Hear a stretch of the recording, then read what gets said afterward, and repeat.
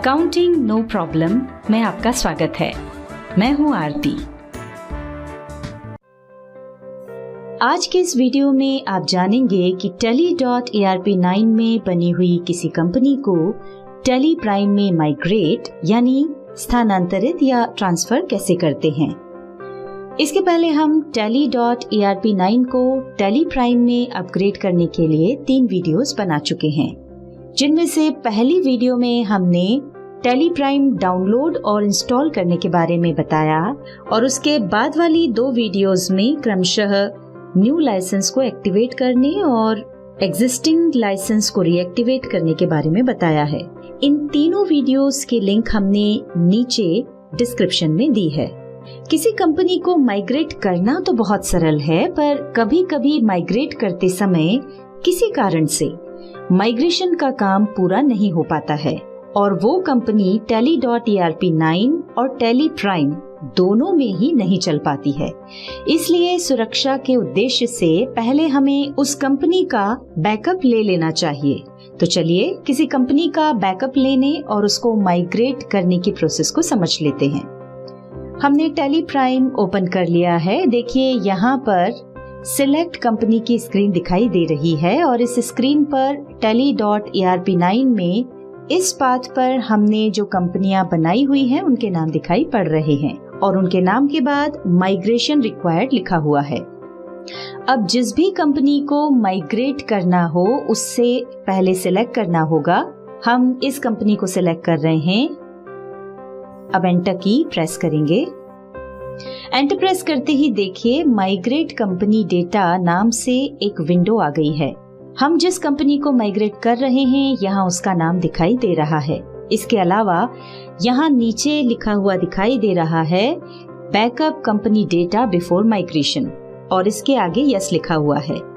इस लाइन का अर्थ है माइग्रेशन के पहले कंपनी डेटा का बैकअप लें। यदि आप बैकअप लेना चाहते हैं तो यस ही रहने दें और यदि बैकअप नहीं लेना चाहते हैं तो कॉन्फ़िगर ऑप्शन पर क्लिक करें। यहाँ backup company data before migration highlighted है और इसके आगे यस लिखा हुआ है।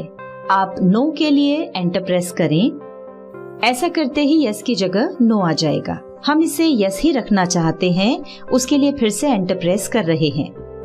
देखिए इसके नीचे ही बैकअप का पाथ देने के लिए भी ऑप्शन आ रहा है। हम डाउन एरो की प्रेस करके बैकअप डेस्टिनेशन पाथ पर चलते हैं।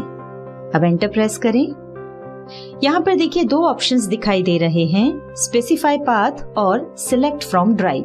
पहले हम आपको सिलेक्ट फ्रॉम ड्राइव वाला ऑप्शन समझा देते हैं। उसके लिए इस पर जाकर एंटर प्रेस करें। एंटर प्रेस करते ही आपके कंप्यूटर के सभी ड्राइव्स और कुछ फोल्डर्स दिखाई पड़ेंगे। आप इसमें से किसी को भी सिलेक्ट कर सकते हैं। हम डी ड्राइव सिलेक्ट कर रहे हैं। डी ड्राइव सिलेक्ट करते ही इस ड्राइव के अंदर जितने भी फोल्डर्स बने हुए हैं वो सभी यहाँ पर हमको दिखाई पड़ रहे हैं। यदि आप इनमें से किसी फोल्डर में बैकअप लेना चाहते हैं तो उस पर जाकर एंटर प्रेस करें। चलिए अब हम आपको स्पेसिफाई पाथ वाला ऑप्शन समझा देते हैं। इसके लिए स्पेसिफाई पाथ ऑप्शन को सिलेक्ट करें।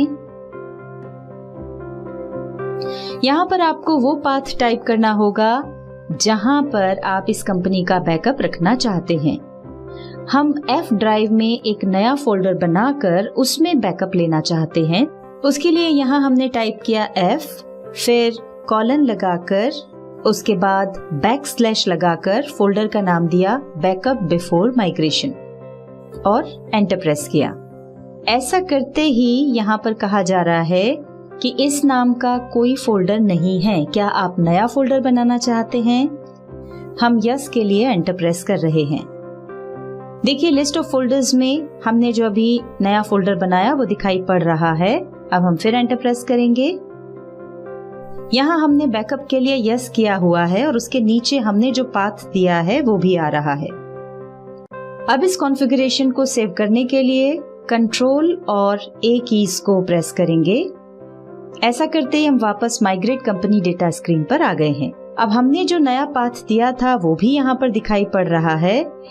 माइग्रेशन के लिए या तो यहाँ माइग्रेट पर क्लिक करेंगे या फिर आर की को प्रेस करेंगे। ये देखिए कुछ ही सेकंड्स में इस कंपनी का बैकअप और माइग्रेशन हो गया है। अब आप इस कंपनी में जो भी काम करना चाहें वो कर सकते हैं।